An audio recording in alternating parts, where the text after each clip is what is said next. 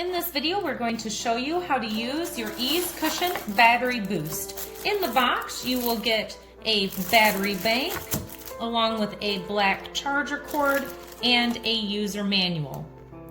To charge your battery boost, use the black charger cable that came with the battery bank. You're going to plug it in to the top port and then plug this end into a wall plug and into the outlet. Once it is charged, you should be able to see 4 lights light up on the front of the battery boost.